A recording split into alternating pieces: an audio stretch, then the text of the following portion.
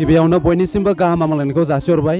दा जों दंफैयो 1 नं बालिगरा गामिनि गेलेग्रा फोथाराव सिमेन्ट प्राइमारि बर' थुनलाइ आफादनि बानजायनायाव 68थि बर' थुनलाइ आफादनि जोनोम सान फालिनायाव दा जोंजों लोगोसे दङ सिमेन्ट प्राइमारि बर' थुनलाइ आफादनि मानगोनां आफादगिरि सार।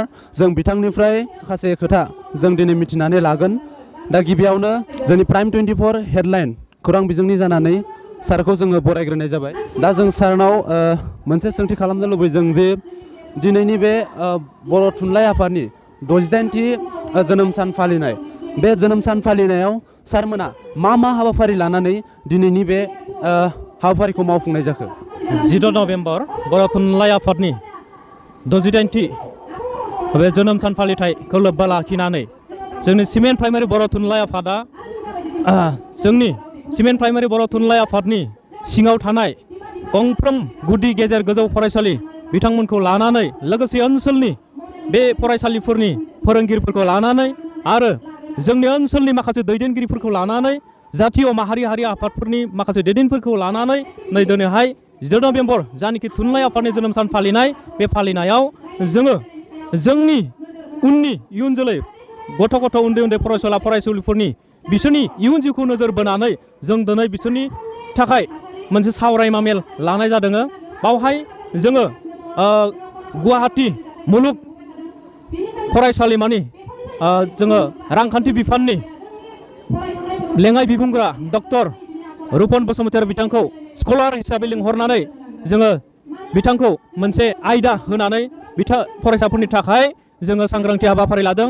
आयदायानो जाहैबाय बर' फरायसा आरो गुन गोनां सोलोंथाइ। बे आयदानि सायाव बिथाङा जोंनि फरायसा गथ'फ्रा, बर' गथ'फ्रा माबायदि फरायनानै दानि बे इन्टारनेट मुगायाव, दानि बादायनाय मुगायाव जे जों माबोरै साखाफारा जानांगोन, गुबुनारिजों जों माबोरै दावगाफानो हागोन, बिसोरजों माबोरै जोङो दावगानायाव जों माबोरै आनजादफ्राव बायदि हाबायाव जों बिसोरनो माबोरै समान दावगाफानो हागोन, दा बेनि सोमोन्दै बे जों स्कलार लिंहरनानै फरायसाफोरखौ जों सांग्रांथि होनो लानाय जादों। आरोबाव जोङो सासे सावरायगिरि महरै आबबनिफ्राय लानाय जाबावदों मुस्रिमा चौबारानि बसुमतारी, बे जिल्ला परिषदनि सोद्रोमा। बिथांखौ जोङो मोनसे आयदा होनानै जोंनि समाजनि आइजो माहारिनि माखासे फोरमायनायनि थाखाय साबायखर थाबाय। दा दिनै मा हाबाफारि लानानै दिनै बे 68थि बर' थुनलाइ आफादनि जोनोम सानखौ फालिनाय जाखो बेखौ सारा जोंनो रोखायै फोरमायबाय। दानिया जों मिथिनानै लाबावनो नागिरदों जे सिमेन्ट प्राइमारि बर' थुनलाइ आफाद हिसाबै जे जोंनि बे ओनसोलनि राव थुनलाइ जौगानायनि सायाव इयुननि थाखाय मा हाबाफारि दं? जोंनो सिमेन्ट प्राइमारि बर' थुनलाइ आफाद, बे आफादा जोंनो बर' समाजनि माखासे जोङो दावगाफारि, बे हाबाफारियाव जों माखासे थांखि लानाय दंखायो।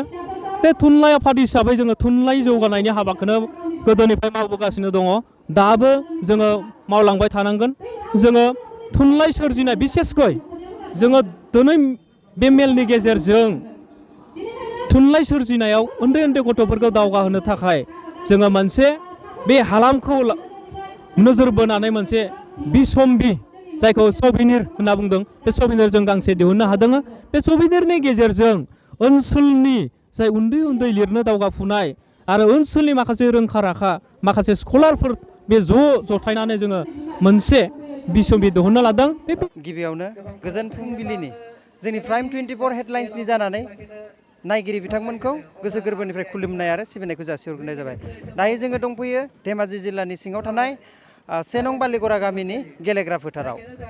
बर' थुनलाइ आफादनि जोनोम सानखौ लोब्बा लाखिनानै बेयाव सिमेन्ट दख'रा दुलाराय बर' आइजो अनसाय आफादाबो बे बोसोरारि जथुम्मा लाफादों। बेयावनो दंफैयो हांख्रायजानाय आलासि। बिथांनिफ्राय जों मिथिनानै लानि जे बे हाबाफारियाव बाहागो लानानै नोंथाङा मा मोनदों? गिबियावनो प्राइम 24 हेडलाइननिसिम आंनि गोसो गोरबोनिफ्राय साबायखरखौ बावनाय जाबाय। बर' थुनलाइ आफादनि 68थि जोनोम सानजों लोब्बा लाखिनानै सिमेन्ट दख'रा दुलाराय आइजो अनसाय आफादाबो 13थि बोसोरारि जथुम्माखौ खुंफुंनाय जादोंमोन। बे खुंफुंनाय हाबाफारिखौ जों मैयानिफ्रायनो 15 नभेम्बरनिफ्रायनो लानाय जादोंमोन। बे 15 नभेम्बराव मैया जोंना सावरायमा मेल दङमोन। बे मेलनि मेला हरसिम जायो आरो बेनि उनाव दिनै 14 नभेम्बर बे 14 नभेम्बराव फुंनिफ्राय जोंनि हाबाफारिया जायो फिरफिला दैखांनायनिफ्राय लानानै मुंख्लंफोरनिसिम बिबार बावनाय बे हाबाफारियाव आं बाहागो लाफैनानै जोबोर गोजोननाय मोन्दोंमोन आरो गोजोननायजों लोगोसे जोंनि जा आइजोफोर रुंसारि जालांबाय बिथांमोननिसिम बिबार बावनो मोननानै आं गोसो गोरबोनिफ्राय गोजोननाय मोन्दोंमोन आरो साबायखर बावनाय थाबाय। गोजोननाय थाबाय। दायो जों आरोबाव मिथिना लानि जोंहा सिमेन्ट दख'रा आइजो अनसाय आफादनि आफादगिरि बिथांबायबो मिथिना लानि दे बे हाबाफारिजों लोब्बा लानानै मा मा थांखिखौ लानानै मैया सावरायगोन आरो दिनैनि गेजेराव मा मा थांखि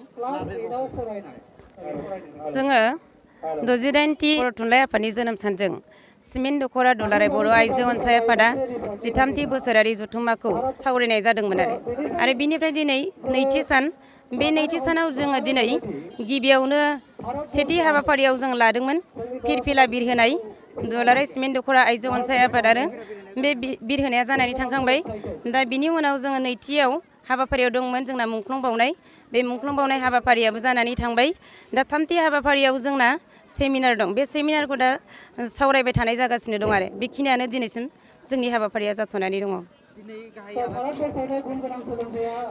गाहाय आलासि महरै जोंनि सेमिनाराव लिंहरनाय दंमोन गुवाहाटी कटन कलेजनि लेङाइ बिबुंगोरा डक्टर मुस्रि रुपन बसुमतारी आरो दंबावोमोन सासे जोंनि आइजो अनसाय आफादनिफ्रायनो मुस्रिमा सुबारानि बसुमतारी बिथां सानैखौनो दिनैनि सेमिनाराव गाहाय आलासि महरै लिंहरनाय जादों। गोजोननाय थाबाय जोंनि बे दिनैनि हाबाफारिनि सोमोन्दै बुंथिनानै होनायनि थाखाय जोंनि प्राइम 24 हेडलाइन्सनि जानानै बिथांमोनखौ बरायना लानायनि लोगोसे बिथांमोननिसिम जोंनि गोसो गोरबोनिफ्राय खुलुमनाय आरो सिबिनायखौ